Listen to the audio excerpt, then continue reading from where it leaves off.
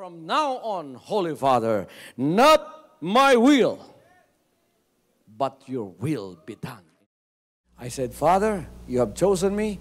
Give me the strength to obey. I will follow you no matter what it takes. If you know me, you cannot be neutral about me. Either you will hate me or you will love me. Because there is only one important business in the world. It is the business of salvation.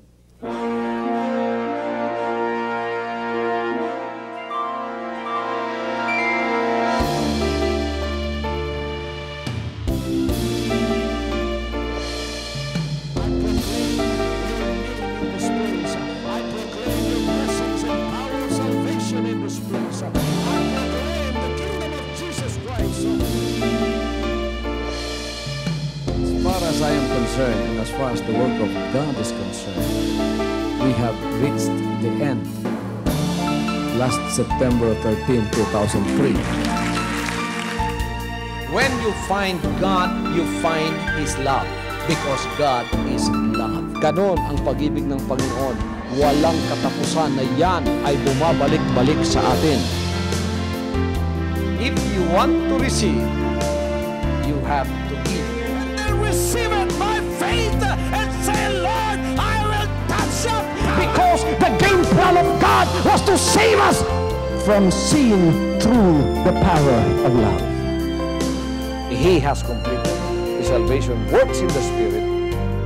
After April 13th, the door is open for everyone to come.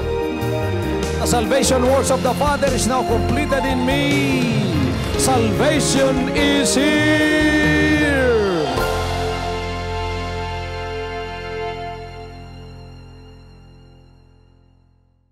Sino rito ang gustong talagang permanente pagpapalain ng ating Panginoon? Alam ninyo mga kapatid, ang prosperity ay kalooban ng Diyos. Amen?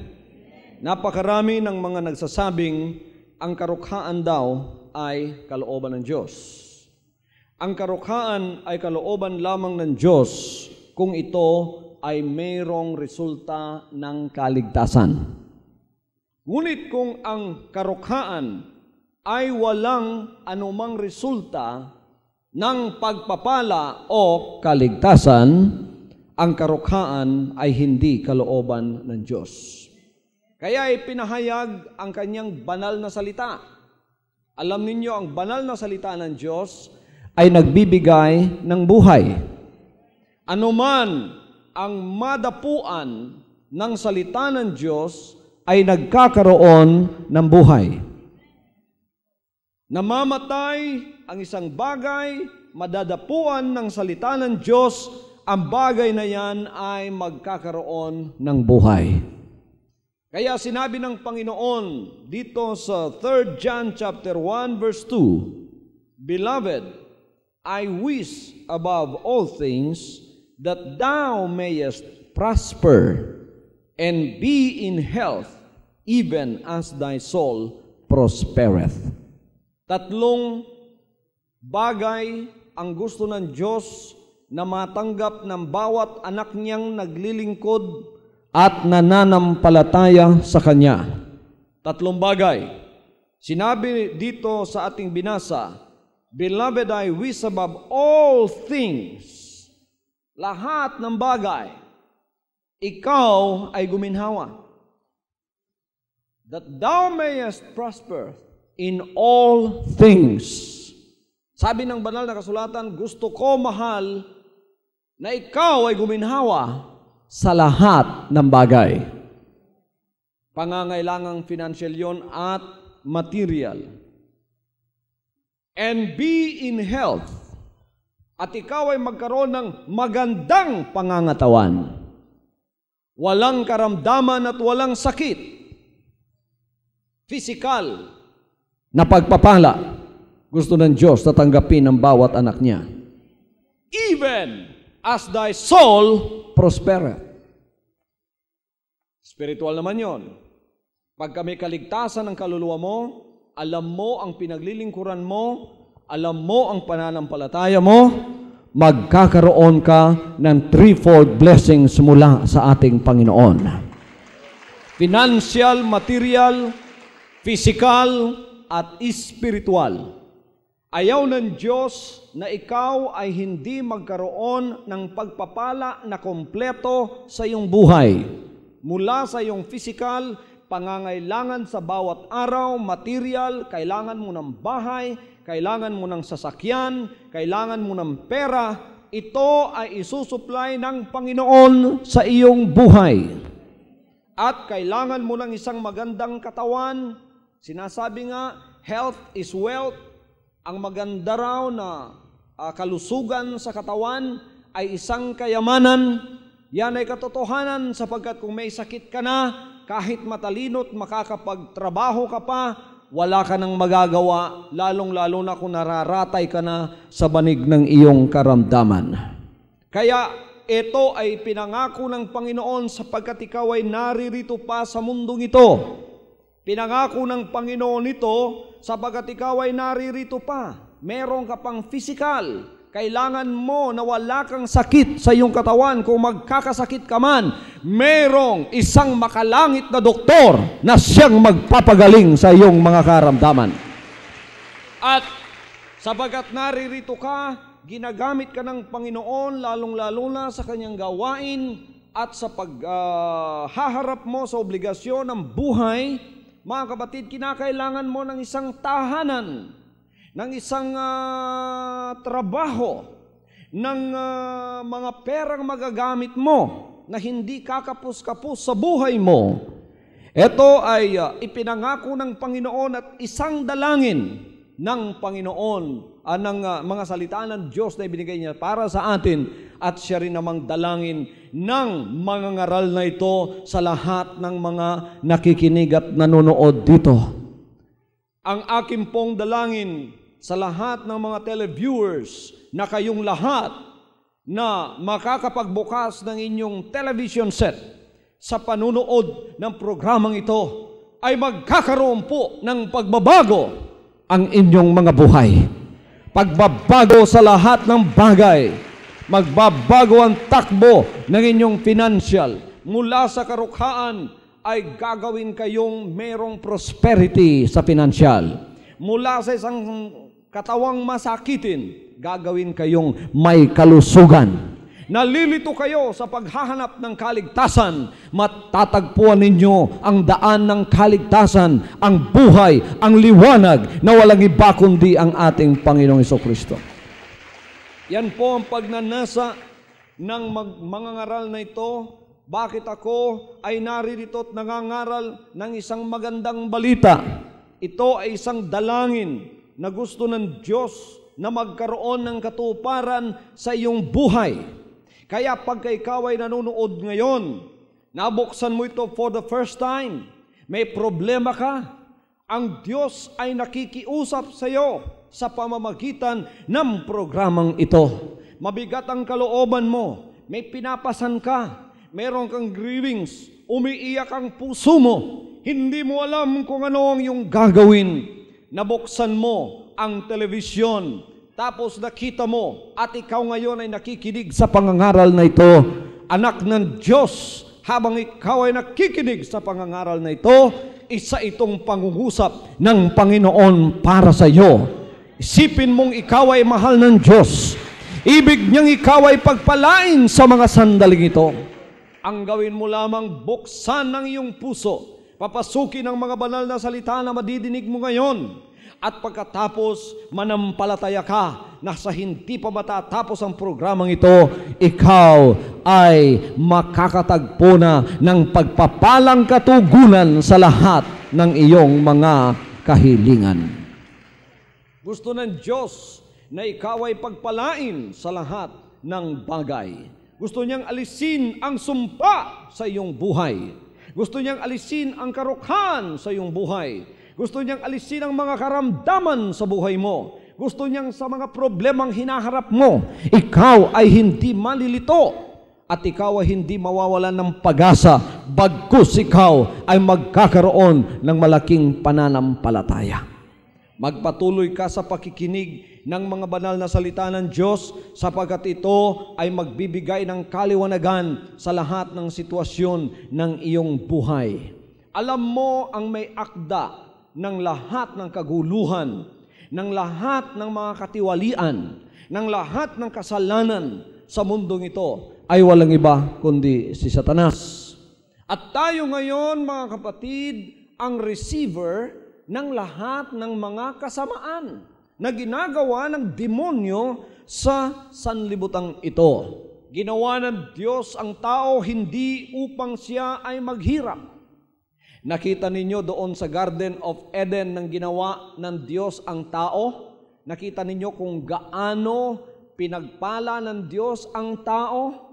Binigay lahat sa kanyang kamay ang lahat ng bagay ng pagpapala.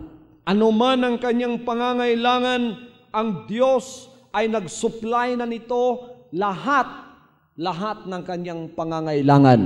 Kukunin na lamang niya na hindi siya maghihirap. Ngunit pinasukan ng demonyo ang sanlibutang ginagawa ng Diyos. Kaya nung pinasok ng demonyo ang sanlibutang ginawa ng Diyos, nawala na, mga kapatid, ang kapayapaan, nawala ang pagpapala, at nawala ang isang katawang hindi nagkakasakit. In other words, nawala ang kanyang buhay na walang hanggan. Ngunit dumating ang Panginoon dito at siya ay nagdadala ng isang magandang balita. Ang magandang balita ay pumunta siya rito upang ibalik lahat sa atin ang ninakaw ng demonyo. At sinasabi ng Panginoon, ang kaaway, ang magnanakaw ay pumunta sa sanlibutan ito upang magnakaw, upang pumatay, at upang pumuksa. Ngunit ang anak ng Diyos ay pumunta rito upang magbigay ng buhay na masagana. Hallelujah! Nagbigay siya ng buhay na masagana. Sabi ko kanina, ang may akda ng lahat ng mga katiwalian, kaguluhan at problemang nangyayari sa buhay mo, walang iba kundi si Satanas. Sapagkat binigyan siya ng kapangyarihan upang ang isang anak ng Diyos ay kanyang bigyan ng temptation o ng trials sa kanyang buhay. Tulad ng lumapit si Satanas sa harap ng ating Panginoon at nakita niya ang kanyang lingkod na si Job. Si Job ay pinagpapala ng Panginoon sa lahat ng bagay, spiritual, material at pinansyal. Nang nakita ng Panginoon, lumapit si Satanas, sinabi ng Panginoon, nakikita mo ba ang aking alagad na si Job? Sabi ng Panginoon, sige, ibibigay ko siya sa iyong kapangyarihan. Ang lahat ng nasa sa kanya ay ibibigay ko sa iyong kapangyarihan. Huwag mo lamang siyang galawin, huwag mong kunin ang kanyang buhay. Kaya, mga anak ng Diyos, ang lahat ng bagay na inaasam-asam natin na makabubuti sa atin ay ayaw ni Satanas. Hinihingi niya sa harap ng Diyos na itong lahat ay kanyang nakawin, kanyang agawin, at kanyang puksain. Ngunit huwag kang mawala ng pag-asa. Sapagat sa mga sandaling ito, ang programang ito ay ginawa ng Diyos upang ikaw ay manumbalik loob sa Kanya at makita mong walang isang mayroong pagnanasang pagpalain ka kundi ang ating banal na Diyos. Hinanin niyo nang pumunta si Satanas dito. Anong ginawa niya sa isang masaganang buhay na binigay ng Panginoon kay Job? Pinuksa niya, pinatay niya, ninakaw niya. Ganyan ang ating kaaway. Ngunit ang Panginoon, hindi kanya kinakalimutan. Alam ng Panginoon ang nangyayari sa buhay mo. Tulad ng nangyari kay Job sa Job chapter 1 verse 12. Kaya si Satanas naman ay meron din plano para sa tao. Kung may plano ang Diyos para sa tao, si Satanas din naman ay may plano para sa tao. Anong plano ng Diyos para sa tao? Ang plano ng Diyos na ikaw ay magkaroon ng isang masaganang buhay at mayroon pang kaligtasan. Ano naman ang plano ni Satanas para sa iyo? ang plano ni Satanas para sa iyo, ikaw ay mabuhay sa sanlibutan ito, under ka sa kanyang kapangyarihan, pagkatapos ikaw ay maging anak niya, at palalaguin ka rin ni Satanas. Ngunit, hindi mo kilala ang Diyos. Hindi mo kilala ang Diyos, lalago ka, under ka sa kanyang kapangyarihan, at under ka sa lahat ng kasalanan. Magiging anak ka niya, at ikaw ay lalago din naman sa mundong ito. Ngunit, mga kapatid, ang paglago mong yan ay temporary lamang. Sapagkat isang araw, ang kaluluwa mo kukunin na ni Satanas, sapagkat yan ay nakasanla na sa kanya. Dito sa bahay ng Diyos, na kung saan tinitipon ng kanyang mga anak sa kanyang kaharian. Ano ang kaharian ng Panginoon? Ang kanyang mga banal na salita. Ano ang batas ng Panginoon? Ang kanyang mga banal na salita. Pagka nakapasok ka sa kanya, tinanggap mo ang kanyang banal na salita, magiging anak ka ng Diyos, ikaw ay magtatamasa ng kanyang mga pagpapala, ngunit mayroon kang kaligtasan. Pinamimigay din naman ni Satanas ang lahat ng kapangyarihang ito sa lahat ng mga anak niyang susunod sa kanya. Anong sinabi niya, mga kapatid, sa Luke chapter 4 verse 6, and the devil said unto him, sinabi niya sa Panginoon, all this power will I give thee, and the glory of them, for that is delivered unto me, and to whomsoever I will, I give it. Tingnan niyo sinabi ng demonyo, sabi niya sa Panginoon, ibibigay ko ang lahat ng mga bagay na ito at ang kapangyarihan nito sa iyo, sapagkat ito ay sa akin, binigay sa akin, at ibibigay ko kanino man na gusto ko. Tatanggap ba tayo ng pagpapalang mula sa demonyo? May mga anak ang Diyos. Ano ang mga awit ng anak ng Diyos?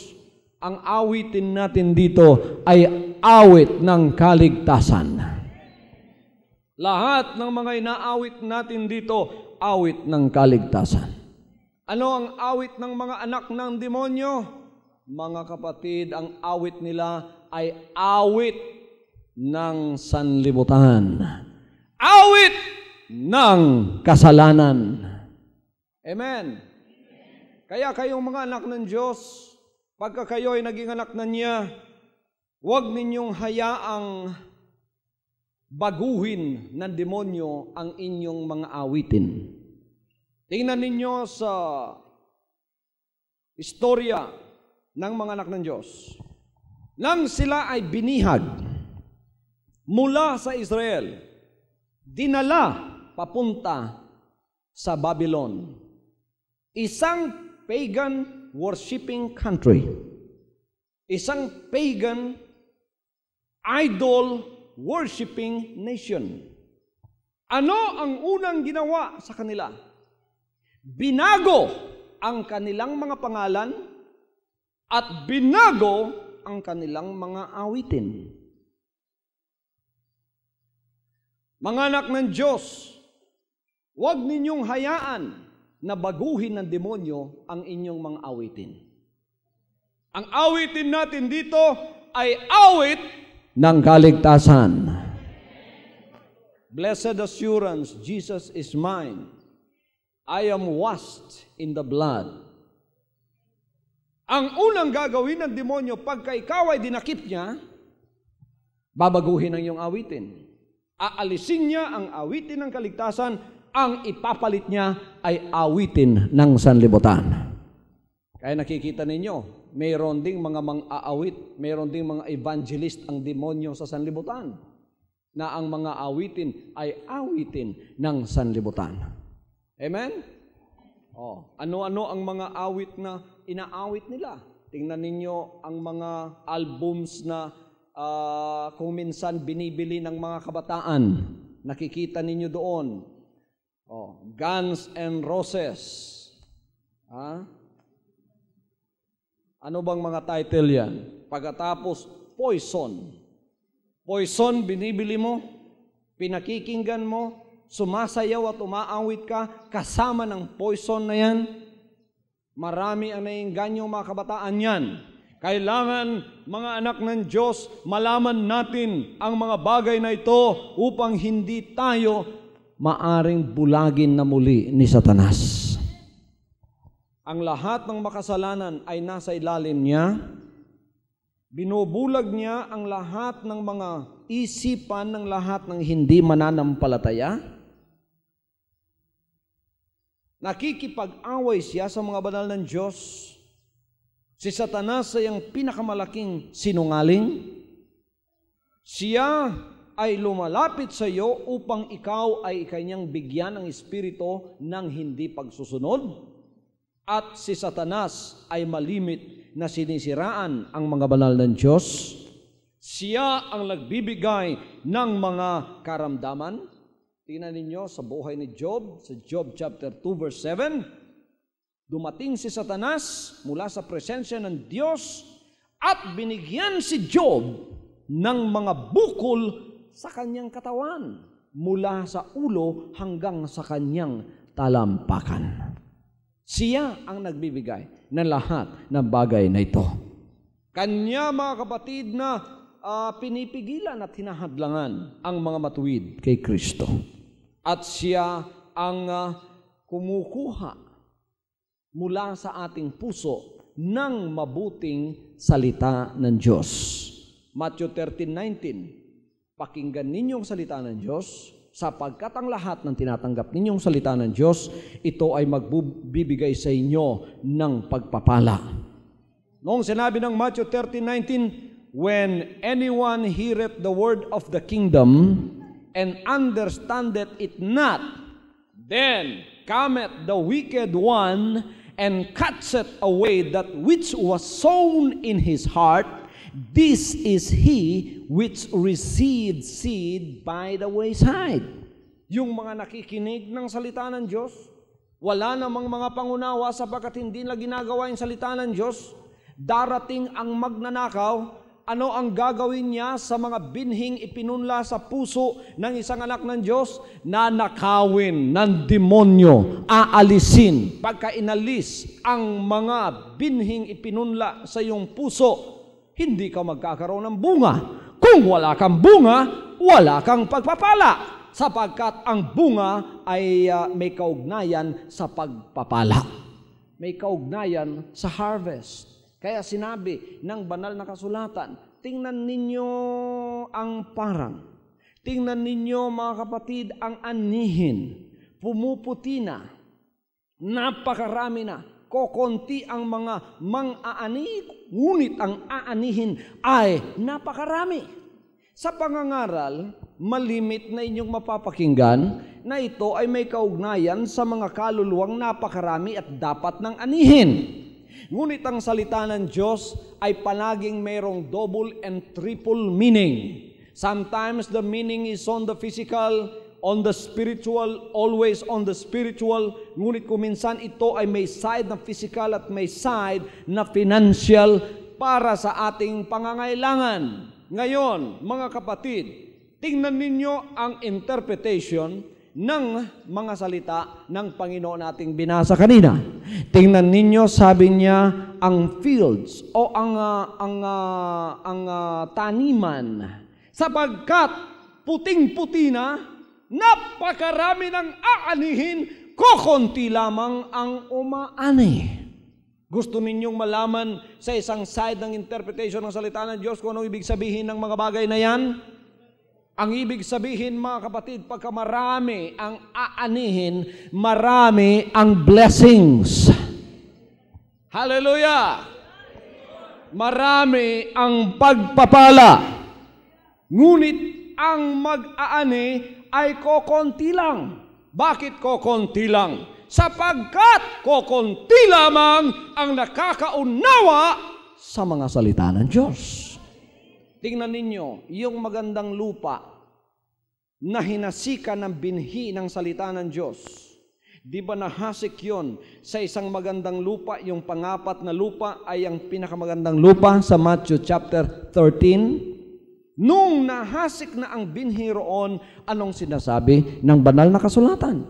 Yun ay nagkaroon ng bunga at Ito, mga kapatid, ay hindi nahadlangan ng mga dawag, ng mga tinik, ng mga ng matigas na lupa. Sabagat ito ay magandang lupa, tumubo siya, lumago, at nagkaroon ng bunga, at nagpaani siya ng 30 beses, 60 beses, ang iba ay nagpaani ng 100-fold. Mula sa isang binhi, dadami ang iyong aanihing bunga. Ang bungang yan ay pagpapala. Kaya sinabi ng Panginoon, mag-ingat kayo kung ano ang inyong pinakikinggan. Praise the Lord. Mag-ingat kayo kung ano ang inyong pinakikinggan. Pagka ikaw ay nakikinig, ano ang pinakikinggan mo? Sounds, di ba? Pero yung sounds lang, gagawa ko ng sounds. Psst, sounds yan. Anong naunawaan ninyo sa sounds na yun?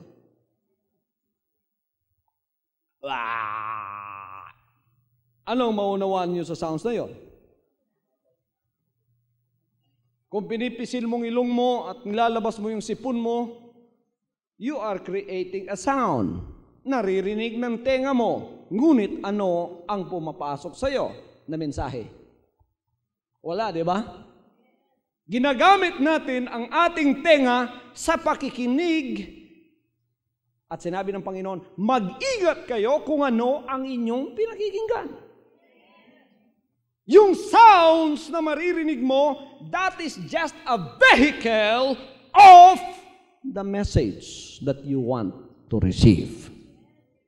Ako ngayon, meron akong sounds na naririnig ninyo. Bakit kayo naka-atensyon at nakikinig na mabuti sa akin? Sapagkat meron kayong mensaheng nakukuha sa pamamagitan ng mga salita. Naunawaan ninyo ang sounds na inyong naririnig sapagkat sa sounds na yan ay nakasakay ang mga salita na sinasabi ko. Yung mga salitang yon ang mga binhi na pumapasok sa inyong mga puso. Na di magtatagal ay magkakaroon ng bunga.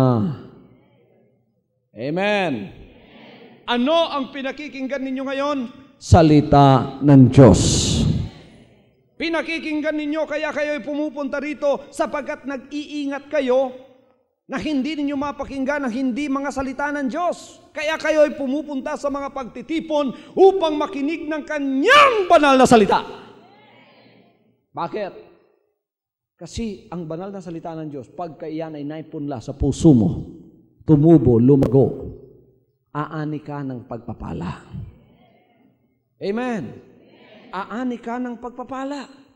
Kaya sinabi ng banal na kasulatan, mag-ingat kayo kung ano inyong pinakikinggan. Ang ibig sabihin, mag-ingat kayo kung ano ang inyong itinatanim sa lupa ninyo na walang iba kundi ang inyong puso.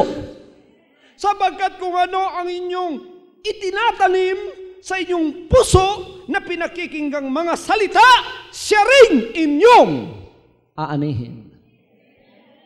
Kung ano ang tinatanim mo, ay siyang iyong aanihin. Sino rito ang gustong umani ng magandang ani para sa kanyang buhay na may pagpapala? Kaya sabi ng Panginoon, mag-ingat kung ano ang inyong pinakikinggan. I will go farther than that. Mag-ingat kung ano ang inyong pinaniniwalaan. Hallelujah! Naniniwala ba kayo sa mga chismis? Aani kayo ng kaguluhan. Amen? Yung nagtatanim ay ang taong ang kanyang tenga ay ginagamit sa pakikinig. Sapagkat ang ating puso ay inihalin tulad sa lupa. Bago makapasok ang binhi sa lupa na walang iba kundi ating puso, papasok muna sa ating tenga. Pakikinggan muna natin. Pagka pinakinggan mo at pinaniwalaan mo, naipunla na yan. Di magtatagal, aani ka na. Kaya huwag kayong makinig sa demonyo, sapagkat ang demonyo ay naghahasik din naman. Huwag ninyong pabayaang ang demonyo ang siyang maghasik sa buhay ninyo ng mga binhi, sapagkat kayo ay aani ng kawalan. Kayo ay aani ng karamdaman. Kayo ay aani ng kapahamakan. Kayo ay aani ng kamatayan. Ayaw ng Diyos yan. Tagahasik din ba demonyo? Sinasabi ng Matthew 13:38, the tares are the children of the wicked one. The enemy that sowed them is the devil. The harvest is the end of the world, and the reapers are the angels. At ang bukid ay ang sanlibutan, at ang mabuting binhi ay ito, ang mga anak ng kaharian. At ang pangsirang damo ay ang mga anak ng masama. At ang kaaway na naghasik sa mga ito ay ang dyablo. At ang pag-aani ay ang katapusan ng sanlibutan, at ang mga mang-aani ay ang mga anghel. Ang lahat ng lumilitaw dito na masama, masamang gawa, masamang espiritu, masamang tao, masamang isip, kaguluhan, bunga ng laman, puro inihasik ng demonyo yan. Ang ating Panginoon ay tagahasik din naman. Siya'y nagtatanim din naman. Ngunit ano ang kanyang itinatanim? Ang mabuting binhi. Kaya pagka nakakita kayo ng mabuting espiritu, nakikita kayo ng mabuting isip, nakakita kayo ng mabuting gawa, hindi galing sa demonyo yan. Yan ay galing sa Panginoon. At ang kanyang binhi na nagbubunga ng mabuti ay walang iba kundi ang kanyang mga banal na salita. Kaya mag-ingat tayo kung ano ang ating pinakikinggan. Mag-ingat tayo kung ano ang ating pinakikinggan at pinaniniwalaan. Huwag kayong maniwala sa masama. Huwag kayong maniwala sa mga sinasabi ng masama. Sapagkat pagka naniwala kayo, tinanggap ninyo, naihasik sa puso ninyo, ano ang magiging bunga ng binhi ng kasamaan? Aani ka rin naman ng kasamaan. Bago tayo pagpapalain ng Diyos ng isang tunay at permanenteng pagpapala, dapat nating malaman ang isang katotohanan ng mga salita ng Diyos. Ano ang katotohanan yan? Na kung ano ang iyong inihasik, siyang iyong aanihin. For what that a man soweth, that shall he also reap. Gusto ninyong umani rito ng pagpapalang tunay? Itanim ninyo tunay na binhi na nagmumula sa ating Panginoon. Gusto ninyong umani rito? Huwag kayong matakot. Gusto ninyong umani ng mabuti? Kayong nasa harap na inyong mga TV, gusto ninyong umani ng pagpapala? Magtipon kayo ng mga salita ng Diyos. Kaya huwag ninyong ilipat ang channel ng inyong mga television, sapagkat ang pinakikinggan ninyo ngayon ay salita ng Diyos.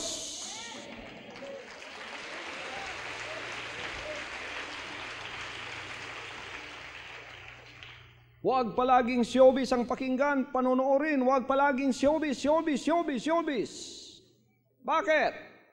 Isang araw, aani lamang kayo ng kaguluhan kung palaging yan ang inyong pinakikinggan at pinanonood. Kung minsan, mga kapatid, wala masyadong aksyon dito, sapagkat ang lahat ng halos nakikita ninyo ay pangangaral ng salita ng Diyos. Ngunit kung titipunin ninyo yan, sisiguruhin ko sa inyo, isang araw, aani kayo ng malalaking pagpapalang mula sa Kanya. Hallelujah! Sinabi ni Job sa Job chapter 4 verse 8, even as I have seen, they that plow iniquity and sow wickedness shall reap the same. Ayon sa aking pagkakita, yaong nagsisipag-araro ng kasamaan at naghahasik ng kabagabagan ay gayon din ang inaani. Praise the Lord! Pagka kayo ay naghahasik ng panglalamang, pagka kayo ay nanghahasik ng kaguluhan, ano nga anihin ninyo? Kapayapaan? Ganon din ang inyong aanihin.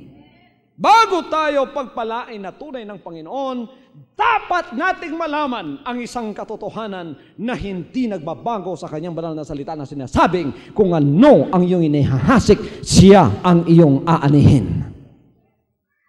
Hallelujah. Hallelujah.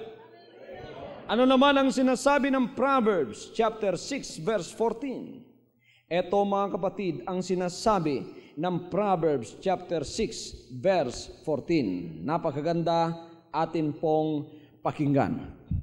Pagdaraya ay nasa kanyang puso. Siya'y laging kumakatha ng kasamaan.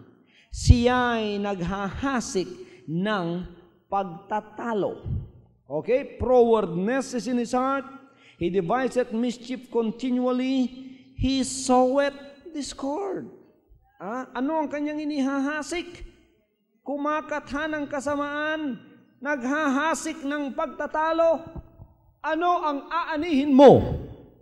Kapahamakan, kaguluhan. Kung ano ang iyong itinatanim, siya ang iyong aanihin. Napakarami ng mga anak ng Diyos na ibig silang umani ng mabuti. Ngunit hindi naman nila binabantayan kung ano ang kanilang pinakikinggan at pinaniniwalaan. Kasi kung anong pinakikinggan mo at doon ka naniniwala, yun din ang lalabas sa'yo. Kung anong lumalabas sa'yo, inihahasik, itinatanim mo rin. Isang araw, aanihin mo rin ang mga bagay na iyong itinatanim o inihahasik. Kaya mga anak ng Diyos, makinig kayong mabuti sa isang batas ng ating Panginoong hindi nagbabago. Ito ang ating gagawin. Pakapunuin ninyo ang mga sisidlan ninyo ng mga salita ng Diyos. Sapagat ang salita ng Diyos ay mga binhi na nagmumula sa Kanya. At ang mga binhing yan ay may mga bunga ng pagpapala. Sapagat ang binhi pagka inihasik mo, hindi maaaring hindi tutubo, lalago. Pagkatapos aani ka, napakarami ng aanihin. May abundansyang buhay na ipinangako ang Panginoon para sa lahat ng mga lumalapit sa Kanya. Hallelujah! Nagtitipon ba kayo ng mga binhi para ihasik?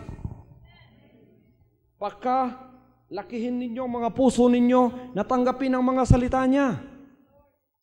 Sapagat yan ang bukid ng Diyos. Yan ang lupa ng Diyos.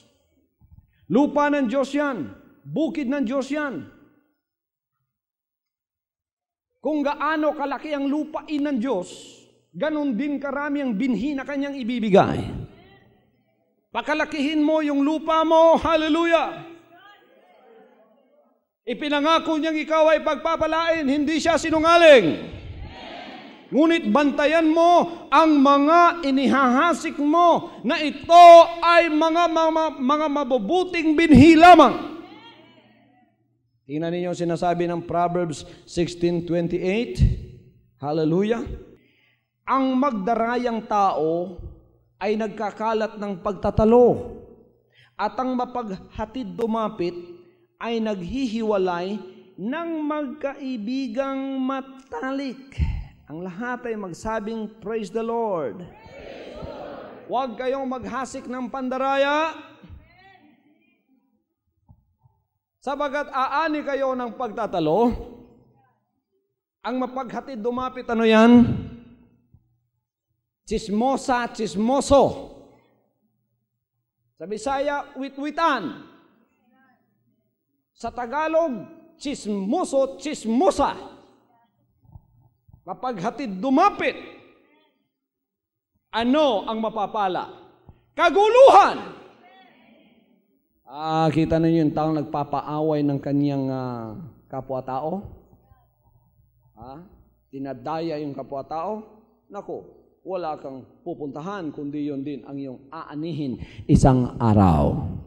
Palaging kaguluhan. Palaging kaguluhan. Ang resulta, palaging kaguluhan. Ayun na hasik. Yun din ang aanihin. Kaya kung ikaw ay magdaraya, huwag ka nang mandaya. Sa Pilipinas, nababalita na tayo sa ibang bansa. Sinasabi daw, we are a nation of cheaters. Uso ang dayaan dito sa Pilipinas. Lahat na lang ba ng Pilipino ay mga mandaraya? Kaya kayong mga mandaraya, magsisi na kayo. Bakit?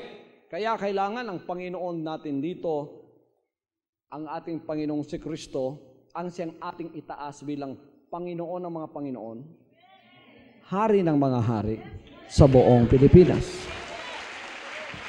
Nabi ko nung ako ay nangaral, April 23, sabi ko sa inyo, itaas natin ang ating Panginoong si Kristo. Wala tayong ibang itataas. Itaas natin. Let us exalt the Lord Jesus Christ, which is the name above every name, that He is the King of Kings and the Lord of Lords in the Philippines. At pagka inangkin natin na siyang hari ng mga hari at siyang Panginoon ng mga Panginoon, ang ibig sabihin, siya lang ang ating paniniwalaan. Higit sa lahat, anong gagawin niya? Lilinisin niya ang bansang Pilipinas. Lilinisin niya ang bansang Pilipinas, pati pandaraya aalisin ng Panginoon dito. Di pa nagtagal, mga kapatid, may mga dayaan na namang nangyari. Ang best actor, best actress, hindi siyang na-proclaim. Yung hindi best actor at best actress, siyang pinroclaim. Napakalaking kaguluhan. Yan ang resulta ng pandaraya. Mga anak ng Diyos, tayo ang inatasan ng Diyos at inilagay dito bilang mabuting binhi na inihasik ng Panginoon sa sanlibutan ito. Kaya kailangan tayo ang siyang umuna na magtipon ng mga salitang ito at ihasik din naman natin sa puso ng napakarami upang sila rin naman ay pagpalain at makakilala rin naman sila sa ating Panginoon. Para sa inyong lahat na mga mandaraya, isa lamang ang dapat ninyong gawin. Kilalanin ang Panginoon, si Jesus Christ, ang pangalang higit sa lahat, na siya ang Panginoon ng mga Panginoon at Hari ng mga hari sa buong Pilipinas. Ibigay ang inyong mga puso sa Kanya pagkatapos magsisi ng inyong mga kasalanan. Huwag lamang ninyong palaging kamkami ng mga kayamanan ng sanlibutan ito. Palagi na lang pera inyo nakikita, by hook or by crook. Gagawin ninyo pang magkapera lang? Pagka ikaw ay anak ng Diyos, hindi mo na gagawin ng masama upang magkapera ka? Hindi na gagawin ng masama upang magkapera ka? Pwede ka namang humingi sa Kanya sapagkat siya'y ama mong mayaman. Ibibigay ng Panginoon sa iyo.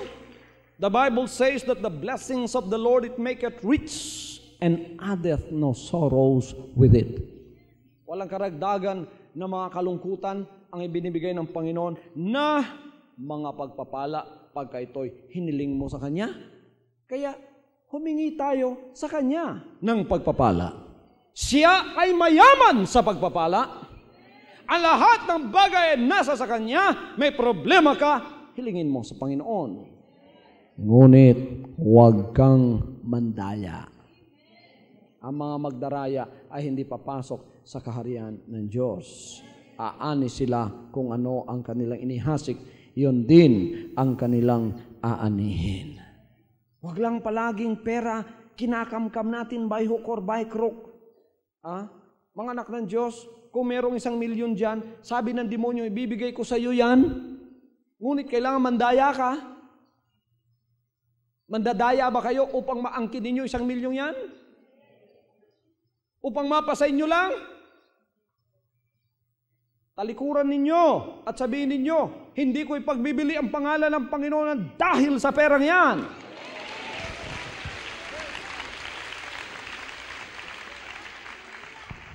Amen. All is vanity when it is not in the will of God. Pagka hindi kalooban ng Diyos, iwanan natin. Maraming inihanda ang Panginoon na pagpapala. Sinabi nga niya, tingnan ninyo ang bukid. Napakarami ng aanihin. Kukunti lang ang aani. Bakit kukunti lang? Kasi kukunti lang ang nakakaalam sa mga salita ng Diyos. Ang lahat ng iyon ay mga pagpapalang naghihintay. Pumunta tayo, umani ng ayon sa kanyang kalooban. Sabihin mo, Panginoon, gamitin mo po ako. Papasakop po ako sa iyo. Napakarami po pala pagpapala. Kahit hindi ako mandaraya, ako pala ay pagpapalain. Huwag ka naman daya.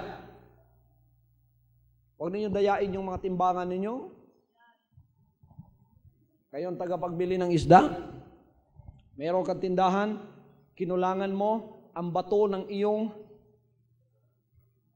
timbangan. Kinulangan mo yata ng kalahating kilo yan. Kayo naman na nagpapabili ng mga manok, huwag ninyong iniksyonan yung manok ninyo ng tubig. May nabalitaan pa ako ngayon, narinig ako sa radyo, na yung nagpapabili ng mga maliliit na biik na baboy, pagpapabili daw sa iyo yun, i-injectionan din daw ng tubig yun. Pandaraya din. Pagka na-injectionan ng tubig yung biik, natural, tingnan mo malaki. Bibilihin mo lang mahal. Pagdating sa bahay, 2 araw, maaalis na yung tubig sa katawan niya, diretso patay. Lugi ka. Pero yung biik pala, ang liit lang. Inindiksyon na din ng tubig. Napakarami po sa Pilipinas ng mga yan. Pandaraya. Ito na nga binabago na nga ng Panginoon itong ating pag-uugali na umaabot na sa buong sanlibutan. In fact, sa mga dyaryo sa labas ay sinasabing tayo raw ay nation of cheaters. Sa harap ng Panginoon, pagka nagbago na yan, ang pagpapalang nanggagaling sa Kanya ay siguradong darating na sa buhay natin. Hindi pagpapalain ng Panginoon ang mga magdaraya. Amen? Tingnan naman ninyo, sinasabi ng Proverbs chapter 22 verse 8, siyang naghahasik ng kasamaan ay aani ng kapahamakan. Amen? Siyang naghahasik ng kasamaan ay aani ng kapahamakan. Huwag kayong maghasik ng kasamaan upang huwag kayong umani ng kapahamakan. Okay. Ano naman ang sinasabi ng Hosea chapter 8 verse 7? For they that have sown the wind, they shall reap the whirlwind. It hath not stalked, the bud shall yield no meal. If so be it yield, the stranger shall swallow it up. Sapagkat sila'y nagsasabog ng hangin at sila'y magsisiani ng ipo-ipo. Siya ay walang nakatayong trigo. Ang uhay ay hindi maglalaman ng harina. At kung maglaman ay lalamunin ng mga taga-ibang lupa. Ang naghahasik ng hangin, ano ang aanihin? Ipo-ipo. Nagpugas kag hangin unsay imong anihon? Buhawi.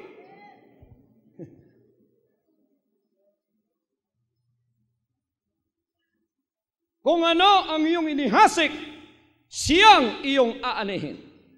Maraming mga anak ng Diyos, tanim nga ng tanim. Pagkatapos humihingi sa Panginoon at sinasabi lang, pagpalain mo ko, Panginoon. Hindi sila pinagpapala. Iba yung kanilang naaani. Sapagkat hindi nagbabago ang batas na yan, na kung ano ang ating inihasik, siyang ating aanihin. Amen. Kaya mga anak ng Diyos, huwag kayong magtanim ng bunga ng laman upang huwag kayong umani ng kasamaan at kasalanan. Anong itanim natin? Bunga ng Espiritu. Pagsusunod sa mga salita ng Diyos. Anong sinabi ng Panginoon? Love thy neighbor as thyself. Mahalin mo ang kapitbahay mo ng tulad sa pagmamahal mo sa iyong sarili. Ang lahat na naghahasik ng hindi maganda ay aani ng maraming ani ng kasalanan. At ang ani ng kasalanan ay hindi maganda. Very disappointing. Sabi nga ni Isaiah sa Isaiah chapter 17:11, in the day shalt thou make thy plant to grow, and in the morning shalt thou make thy seed to flourish. But the harvest shall be a heap in the day of grief and of desperate sorrow. Sa araw ng iyong pagtatanim ay iyong binabakuran, at sa kinaumagahan ay iyong pinamumulaklak ang iyong binhi. Ngunit nawawala ng ani sa araw ng kalumbayan at sa lubhang kahapisan. Ha? Kaya yung hindi magandang naitanim sa inyo, kailangang mabunot na yon. Ano man ang gawin ninyo, pagka ang masama ang naitanim sa inyo, yun din ang inyong aanihin. Kaya makikita natin, ang taong ang puro laman ay bunga ng laman, masasama. Sa atong sariling pinulungan, maldito, maldita. Ang batasan di makaon. Ang pag-uugali ay ugali ni Satanas. Negatibo. Walang bunga ng Espiritong nakikita. Puro lang kasamaan ang lumalabas sa bunganga. Kasamaan ang nasa puso. Kung minsan naman magandang pinapakita sa labas, sa loob naman pandaraya. Anong aanihin mo? Aani ka ng kasamaan. Aani ka ng hindi maganda. Ano mga kapatid, ang plano ng Diyos upang tunay na tayo ay pagpalain? Bunutin ang lahat ng naitanim at naipunla sa atin na hindi kalooban ng Diyos upang siya ay makapagpasimulang magpala sa kanyang bayan. Kung di kayo honest, honesty is a good seed. Peace, love, and joy are good seeds that must be sown in our hearts. Sa sanlibutan ito na masama, kung minsan ang mga binhing yon ay mga binhing tinatabunan o nilalamangan o mga binhi na hindi magandang tingnan sa iyong buhay. Sapagkat ikaw ay isang anak ng Diyos. Sobrang mabait ka kuminsan. Kuminsan sa iyong sobrang kabaitan, nilalamangan ka ng ibang tao. Huwag mong intindihin yon. Ipaubaya mo sa Diyos. Huwag kang mag-alala. Ipagpatuloy mo ang naihasik sa iyong binhi ng Espiritu. Sapagkat kahit magtago ka pa, ikaw pa rin ang hahanapin ng Diyos upang pagpalain. Hallelujah. Kahit magtago ka pa, ikaw rin ang hahanapin ng Diyos upang pagpalain. Pabayaan ninyo yung gumagawa ng kasalanan. Pabayaan ninyo ang mga taong mapagmalabis. Pabayaan ninyo ang mga taong mapagmataas. Huwag ninyong gayahin ang kanilang mga tinatahak at dinadaanan. Pabayaan ninyo sapagkat walang ganansya at walang profit na kanilang maaani sa katapusan ng kanilang mga buhay. Yang lahat ay aalisin. Akala nila napakaganda na ng kanilang buhay. Kahit sila ay masasama. Bakit ako masama? Pinagpapala ako. Ngunit ang katapusan ng buhay na yan, pagka umani na siya, ay puro kapahamakan. Anong sinasabi mga kapatid ng Jeremiah chapter 12 verse 13? Ganitong sinasabi ng Jeremiah 12:13. Sila'y naghahasik ng trigo at nagsisiani ng mga tinik. Sila'y nagpapakahirap at walang pinakikinabang. At kayo'y mga papahiya sa inyong mga gawa dahil sa mabangis na galit ng Panginoon. Tingnan ninyo, kahit ano pa ang ihasik mo, pagka masama ang puso mo, wala pa ring aanihing mabuti para sa iyo. Pagkatapos, darating ang panahon ng judgment. Ang Panginoon, sinabi niya, gamitin na ninyo ang siklong pang-ani sapagkat ang ani ay hinog na. Bumaba na kayo, sabi niya, sapagkat ang mga ubasan ay umaapaw na at ang kasalanan ng tao ay napakadakian, napakalaganap na.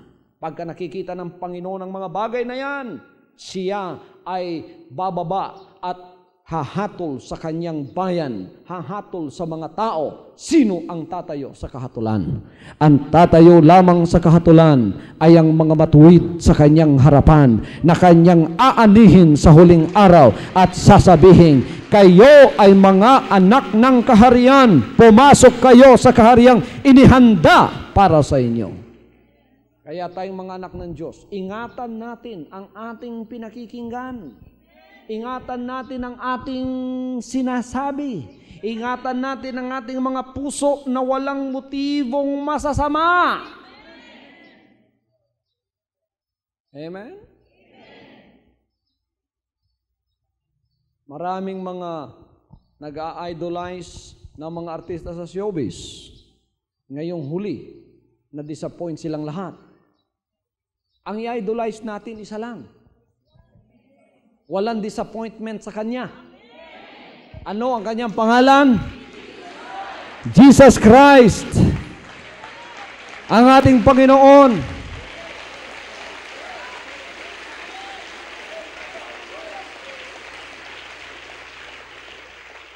Lahat kayong mga artista sa puting tabing at mga artista sa itim na tabing, mga mandaraya at mga mababait, panahon na upang kayong lahat ay lumapit sa Panginoon. Magpasakop sa Kanya at sabihin, Panginoon, ito pong lahat ng katanyagan. Palagi akong nakikita, ako po ay isang role model. Lahat sa buong Pilipinas pinapanood. Ako ay isang superstar. This will all come to nothing if you do not have the Lord in your heart. Kung wala ang Panginoon sa puso mo, ang lahat ng ito ay walang kabuluhan. Isang araw ikaw ay aani, pagkatapos ang aanihin mo ay kaguluhan at kalungkutan. Ngunit sa Panginoon, kahit hindi ka kilala, pagka ikaw punong-puno ang sisidlan mo ng Kanyang mga banal na salita, kahit magtago ka pa sa kuweba, isang araw ikaw ay lilitaw, puno ng pagpapala, hindi lamang pagpapalang financial, material, physical, kundi pati na kaligtasan ng iyong kaluluwa sa espiritual. Kaya pinamamanhik ko sa lahat ng mga anak ng Diyos. Sinabi niya, anak, meron akong 1 milyon sa Pilipinas na hindi pa lumuhod sa Diyos ng salapi. Hindi pa sila lumuhod sa Diyos ng katanyagan. Meron akong 1 milyon sa Pilipinas na mga matutuwid kong mga anak. At ang kinikilala nila at ang lumalabas sa kanilang bibig na tunay ay ang pangalan ko lamang. Ang ibig mong sabihin, Pastor, 1 milyon lang ang tunay na mga anak ng Diyos sa Pilipinas? Hindi ko sinasabi yan. Pinangakuan ako ng Panginoon, merong 1 milyon na hindi pa lumuluhod sa Diyos ng ginto sa Pilipinas. Nakikilalanin ay siya. Baka kayo ay isa sa mga 1 milyong yon. May nakahandang pagpapala sa inyo. Ang lahat ng mga salita ng Diyos, tinitipunan niya. Paano mong makikilalang ikaw ay isa sa 1 milyong pagpapalain ng Panginoon? Paano mo malalaman yon? Sapagkat sa pakikinig mo ng mga salita ng Diyos sa the hour of truth. Kanina ka pa. Nasunog na yung sinaing mo, ngunit hindi ka umalis sa harap ng TV mo.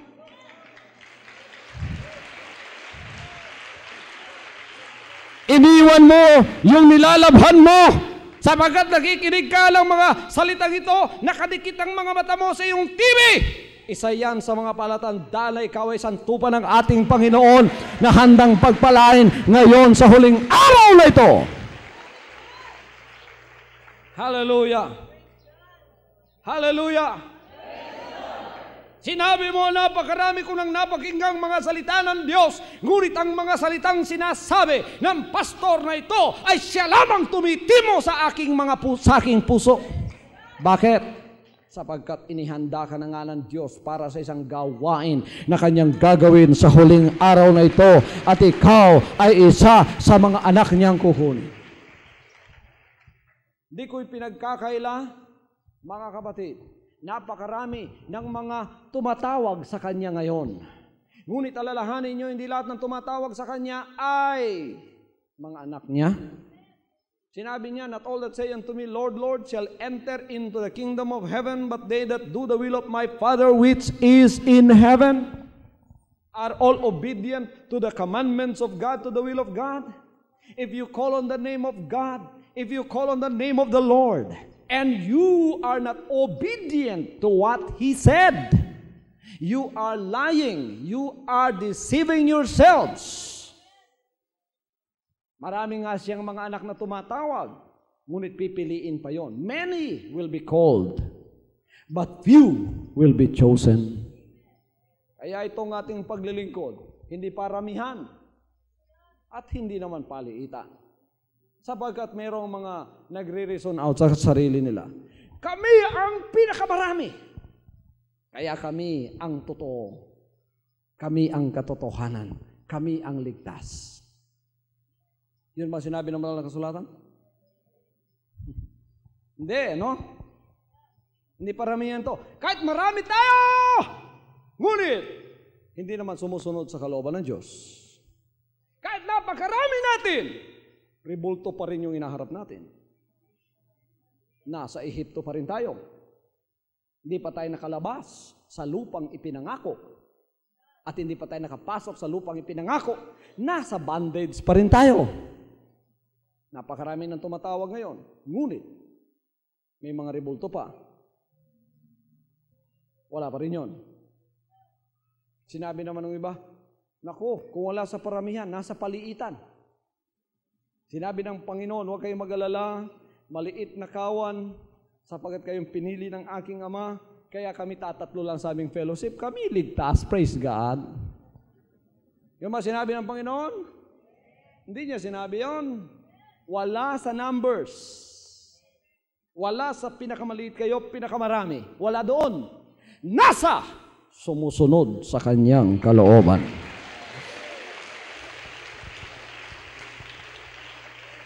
Ang mananampalatayang nakikinig sa aking mga salita at sumusunod nito ay hahalin tulad ko siya sa isang bahay na nakatayo sa ibabaw ng bato. Dumating ang unos, ang bagyo, ang hangin, humihip sa bahay na yan, hindi nagiba sapagkat siya'y nakatayo sa ibabaw ng bato. Ano yon? Ang Kristiyanong nakikinig at na sumusunod. Nakikinig at tayong lahat. Nakikinig at sumusunod sa kanyang kalooban. Kung sumusunod ka sa kalooban ng Diyos, magbabago ka ba? Maaalis ba yung sigarilyo mo? Yung pagiging lasenggo mo? Yung lahat ng bisyong masama sa buhay mo, maaalis ba yon? Yan ang sumusunod.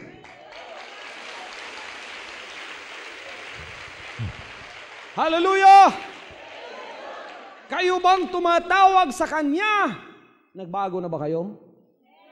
Naku, pastor, tumatawag din ako sa Kanya. Katulad mo rin. Naghahaliluya din ako. Naku, malakas pa ako maghaliluya sa iyo. Madaling araw pa, naghahaliluya na ako, pastor. Hanggang hapon na yon.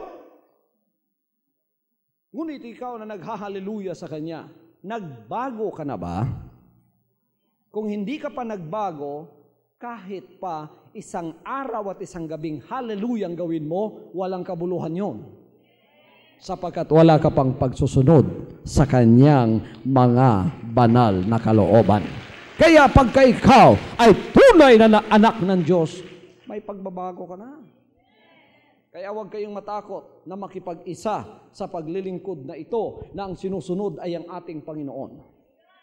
Alam ninyo mga kapatid, mahalaga yung pangalan eh. Mahalaga yung pangalan. Huwag lang kayong basta maglagay ng pangalan dyan. Kahit titulo pa ng Diyos, pagka hindi yun ang pangalang ibinigay, walang kabuluhan yun. Anong sinabi ng banal na kasulatan? Basahin ninyo sa Acts chapter 4 verse 12. Pakaingatan ninyo ang pinakikinggan ninyo ngayon, sapagat magbubunga ng kaligtasan ito. Pakaingatan ninyo ang inyong pinakikinggan ngayon, sapagat ito ay magbubunga ng kaligtasan. Anong sinabi ng Acts chapter 4 verse 12? There is no other name. Lahat ay magsabing, there is no other name given under heaven whereby we must be saved. Anong pangalan yun? Anong pangalan yun? Meron pa bang ibang pangalan? Kaya mahalagang pangalan, malaga yung pangalang pinasasakupan natin. Hallelujah! Mahalaga yon. Mahalaga ang pangalan. What is in a name? What is in a name? There is power, authority, and healing, salvation in the name of Jesus Christ. May hihigit pa ba sa pangalang yan? Anong sinabi ng Philippians chapter 2 verse 9? God gave him a name. Tapos na ba doon? God gave him a name. Ingatan niyo yung pinakikinggan ninyo. Kayo mga televiewers, ingatan niyo yung pinakikinggan ninyo. Ingatan ninyo yung mabuting pinakikinggan ninyo, sapagkat kung anong pinakikinggan ninyo, siyang magkakabunga sa buhay ninyo. Eto, pagka pinakinggan niyo ito, magkakabunga ng kaligtasan sa buhay ninyo. Walang ibang pangalan. Sabihin mo, sige. Walang ibang pangalan na ibinigay sa silong ng langit na sukat nating ikaligtas. Kung kaligtasan ang hanap mo, huwag ka na magpasakop sa ibang pangalan. Anong pangalan dapat mong pasakupan? Ang pangalang makapagliligtas sa iyo.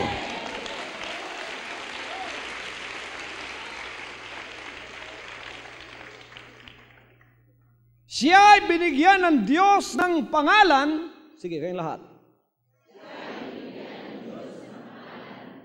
Na higit sa lahat ng pangalan. Yun bang sinabing higit sa lahat ng pangalan? May hihigit pa ba roon? Ano ang pangalan binigay ng Diyos sa kanya? May hihigit pa ba sa pangalang yan? Ang lahat ng tuhod ay luluhod. Ang lahat ng dila ay mangungumpisal. Na si? Anong El Shaddai? Na si? Ay Panginoon!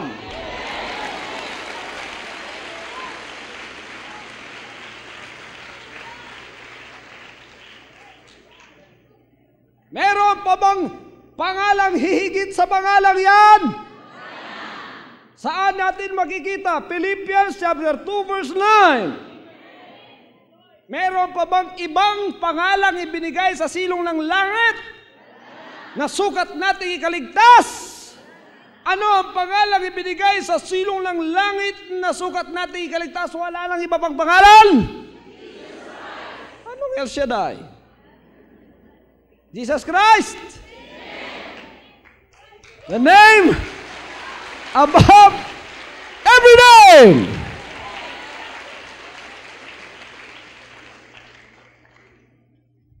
Huwag kayong magalit, sinasabi ko lang ang totoo. Kung kaligtasan ang hanap ninyo, walang ibang pangalang dapat ninyong pasakupan? Ang pangalang higit sa lahat. Walang ibang pangalang ibinigay sa silong ng langit na sukat nating ikaligtas. Ang pangalan lamang ni Jesus Christ. Acts chapter 4 verse 12. Walang ibang pangalan. Kaya kung kaligtasan ang hanap mo, makinig ka. Sa iyong pakikinig, anong gawin mo? Paniwalaan mo. At ipunla mo sa puso mo. At ang resulta ng paniniwala mong yang sa katotohanan, ano? Kaligtasan ng iyong kaluluwa.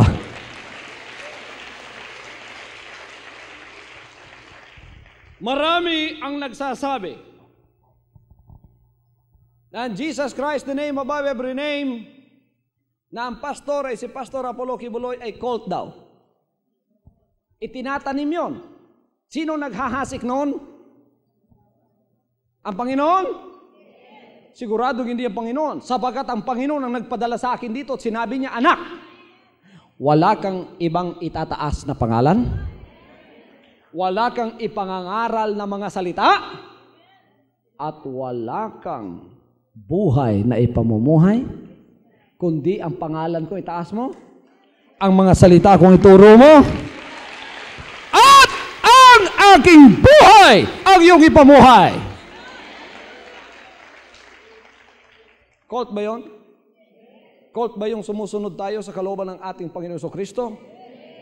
Bakit ako naging cult sa iba? Kasi pagka nakikinig yung ibang mga mananampalataya na nasa ibang mga fellowship, nakikinig sa akin, nabubuhay. Doon sa kanila, namamatay. Pagka nakinig sila ng pangangaral dito, nabubuhay. Pagka napakinggan yon ng ibang mga hindi mananampalatayang pastor na ang puso ay ayon sa Diyos, sasabihin kagad, kulto si Kibuloy. Maawa naman kayo, mandaraya kayo. Okay, mandaraya. Pagka tayo humarap sa harap ng ating Panginoon, akala ninyo kayo ang best actor, best actress. Dito pa sa sanlibutan ito, dinadaya na ninyo. Sinasabi ninyong, huwag kayong maniwala kay Kibuloy. Hindi siya ang best actor. Ako ang best actor. Kulto yan. Ako best actor.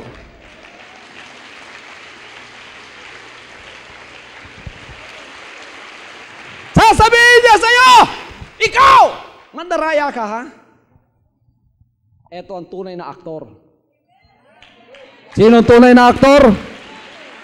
Yung nagdadala sa pangalan at itinataas ang pangalan ni Jesus Christ. Tinuturo ang kanyang banal na salita. Ipinamumuhay ang kanyang buhay. Yan ang tunay na aktor. Ano ang tunay na aktor? Sino ang tunay na aktor? Si Jesus Christ, ang kanyang buhay. Hallelujah. Yan ang tunay na aktor. Kaya kayong sinasabi ninyo, ako'y cult, ay ibig sabihin, hindi tunay na aktor ng Panginoon. Maawa kayo sa sarili ninyo, isang araw maghihinagpis kayo. Malulungkot at malulumbay kayo. Dito pa nga, nalulungkot at nalulumbay na kayo. Anong gawin ninyo? Makisama na lang kayo sa katotohanan. You are welcome to become my partners. You are welcome to become my covenant partners or members. Nobody is being discriminated in this fellowship. Mayaman, pobre, dukha, intelligent o hindi, may grado o wala, babae o lalaki, matanda o bata, may asawa o wala, makasalanan o hindi, lahat welcome sa paglilingkod na ito.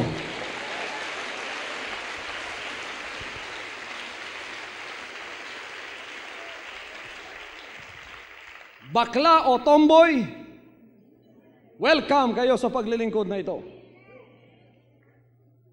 Pero kailangan magbago kayo.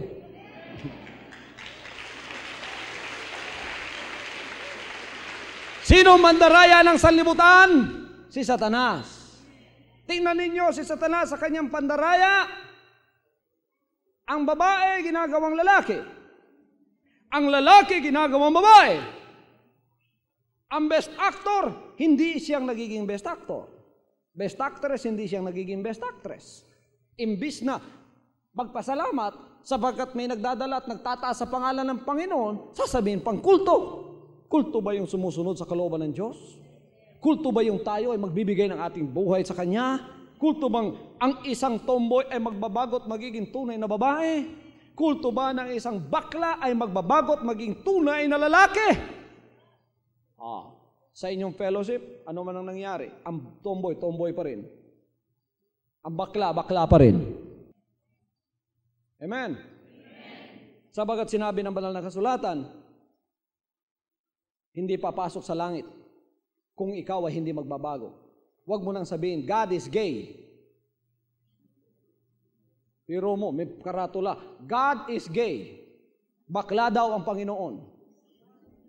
Tingnan mo yung kalapastanganang yan. Tinatanim ninyo yan. Ang aanihin ninyo, tulad ng inani ng Sodoma at Gomora. Bakit sinunog ang Sodoma at Gomora at inilibing sa ilalim ng lupa na nandoon sa ilalim ng Dead Sea? And Dead Sea is the lowest spot here on earth. Bakit inilibing ng Panginoon? Ayaw na makita pa. Sapagkat ang karumal-tumal, ang kasuklam-suklam ang kanilang ginawa. Babae sa babae, lalaki sa lalaki. Kaya sila ay inilibing. Ayaw ng Diyos ng karumal-dumal at kasuklam-suklam na gawain ni Satanas na pandaraya ng lalaki ginagawang babae, ang babae ginagawang lalaki. Kaya pagka kayo pumasok dito, magbabago na kayo. May pagbabagong mangyayari sapagkat ang maipupunla sa inyo ay ang tunay na mga salita ng Diyos sa inyong mga puso. At ang mga salitang yan ay magbubunga ng kaliwanagan, magbubunga ng kaligtasan. Hallelujah! Yan ang katotohanan. Ayaw angkinin at ayaw aminin ni Satanas. Siya ang mandaraya at gusto niyang dayain ang lahat ng mga tao. Ngunit tayo nakakaalam na sa kalooban ng Diyos. Ano, mga kapatid, ang ating nalalaman? Ang ating itinatanim, ang siyang ating aanihin. He that soweth to the flesh shall of the flesh reap corruption. But he that soweth in the Spirit shall in the Spirit reap everlasting life. Kaya, mga anak ng Diyos, ang ginagawa ninyo, pagsamba sa Kanya, pagsusunod sa Kanya, nagbabago yung buhay natin sa Kanya. Hindi lamang pagpapala ang gusto natin sa Kanya, Panginoon, pagpapala, blessing, financial. Hindi lamang yun ang gusto natin sa Panginoon, amen? Kaya ang Panginoon natin, ipinapangaral ko, hindi lamang Panginoon na nagbibigay ng higit pa sa iyong pangangailangan. Siya rin ang Panginoon na nagliligtas at nagbabago sa buhay mo. I am not only a prosperity message preacher, but I am also a salvation preacher. I am not concerned about your financial only. I am also very much concerned about your soul. Di lamang yung financial mo, yung material mo ang gusto kong pagpalain ng Panginoon at in turn magpala ka naman sa Kanyang gawain. Hindi lamang yon ang nasa natin sa paglilingkod na ito. Kaya hindi lamang financial. Ako yung member dyan, dami yung pera ko. Hindi lamang ganon. Dapat ang una, mga kapatid, na malaman natin ang Panginoon na ibinigay ng ang pangalan niya binigay sa atin ay Panginoon ng kaligtasan na maaring magbago sa buhay mo. Amen. Maari niyang baguhin ang buhay mo. Kaya yung mga bakla, mahal na mahal ako nila. Amen. Bakit? Pinapangaral ko kasi ang katotohanan sa kanila.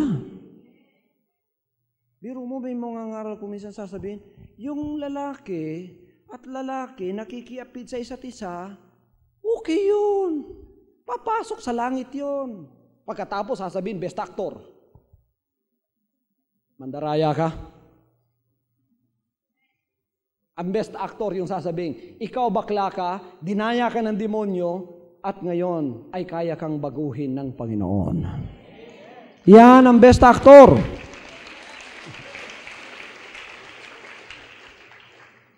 Ngayon, nasa spiritual na tayo, hindi na best actor ang tawag, ano? Best preacher. Who is the best preacher? He that preaches the word of God without fear or favor, for the benefit of the soul, for the salvation of the soul. Hindi ko sinasabi rito yung lalaki, nagkikiapid ang isa't isa, okay yun. Ang iba naman, ginagawa nila sa kapangyarihan nila na ang kanilang kapwa-tao ay magbago. Wala tayong kapangyarihan baguhin ang ating kapwa-tao. Tulad ng sinabi ko sa inyo, merong isang ama, ang anak niya bakla, ang ama ay macho, gusto niya magbago ang anak niya, binuntal, sinuntok, bugbog, sarado. Hindi na mabuka yung mata. O ano, bakla ka pa? Bakla pa rin. Dinala sa tubig, doon sa dagat, nilunod. After 2 minutes, bumula-bula yung tubig. Ano, bakla ka pa rin? Bakla pa rin. Nilunod for the second time hanggang hindi na humihinga. Sa inyong kapangyarihan, hindi niyo mababago yung sarili ninyo. Ngunit may kapangyarihan na makapagbabago sa inyo. Yan ay walang iba kundi ang ating Panginoon! Kahit tomboy! Meron nga kaming guide magazine. Pwede yung hingin yung guide magazine, official organ of Jesus Christ, the name above every name. Nando doon ang testimony ng isang tomboy na binago ng Panginoon. Sasabihin ninyo, hindi na magbabago yung bakla, hindi na magbabago yung tomboy. Magbabago yan sa kapangyarihan ng Panginoon sapagkat dinaya lamang sila ni Satanas at maaari silang baguhin. Tingnan nyo yung tsura nila. Lalaking-lalaki yan, tapos nagpapakababae. Yun namang mga lalaki, mga babae, gusto maging lalaki. Di pandaraya yan. Ngayon mga kapatid, sa ating paglilingkod na ito, gusto ng Diyos, ikaw ay sauli sa iyong kinatatayuan. Bakit? Gusto kanyang pagpalain. Material, financial, lalong-lalo na spiritual. Gusto ng Diyos, tanggapin mong lahat ito. Ngunit, dapat ang maitanim sa iyo ang kalooban muna ng Panginoon. Kaya, bunutin natin ang lahat ng hindi kalooban niya. Lahat ng masama sa buhay mo, isurrender mo sa pamamagitan ng dalangin na gagawin natin. At sabihin mo, Panginoon, bunutin mo po lahat ang mga naitanim sa akin, hindi karapat-dapat itinanim ng demonyo. Alisin po ninyong lahat upang hindi ko na aanihin ang mga kasamaan at kasalanan sa buhay ko na ang katapusan ay kapahamakan. Panginoon, gusto ko pong maipunla sa akin ang tunay na mga salita ng Diyos. Magpapatuloy po akong makikinig at manonood ng The Hour of Truth telecast. Sa sandaling ito, humawa ka sa TV mong muli, tapos ako'y mananalangin sa iyo. Sa pangalan ni Kristo Jesus, Amang Banal, pakilusin mo po ang iyong kapangyarihan. Ipuin mo po ang kanyang buhay. May pagbabagong mangyayari sa iyo ngayon. In Jesus' name! Ang pagbabago papasok sa buhay mo, ang kasamaan mo ay patatawarin ng Panginoon na pinagsisisihan mo. Ang lahat ng isinusurrender mo, bubunutin ng Panginoon sa buhay mo ang kasamaan at mula ngayon, ipupunlanan niya sa iyo ang tunay na source ng iyong pagpapala na walang iba kundi ang kanyang banal na salita. Tanggapin mo kapatid, naririyan na lahat sa binhi ng salita ng Diyos. Ang lahat ng pagpapalang hinahanap mo, financial, material, physical, at lalong-lalo na spiritual, mapapasa iyo in Jesus' name. Amen. Kilalanin mo na siya ang ating Panginoon Kristo, ang pangalang higit sa lahat, na siya ang Panginoon ng mga Panginoon, Hari ng mga hari sa Pilipinas. Idikit mo kanyang pangalan sa bahay mo at sigurado ang pagpapala hindi na hihiwalay sa iyong buhay. In Jesus' name, tanggapin mo ang pagpapalang yan. Palakpakan natin ang ating buhay na Diyos. Hallelujah.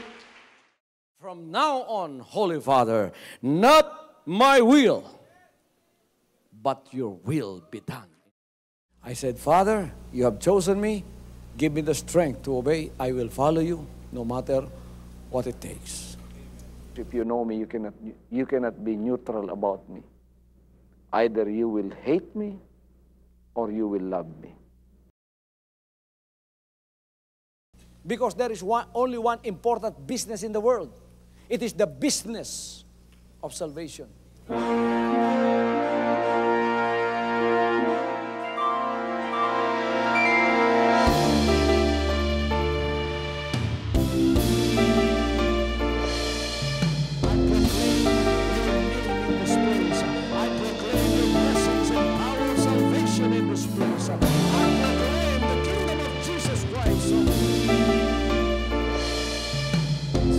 I am concerned, and as far as the work of God is concerned, we have reached the end.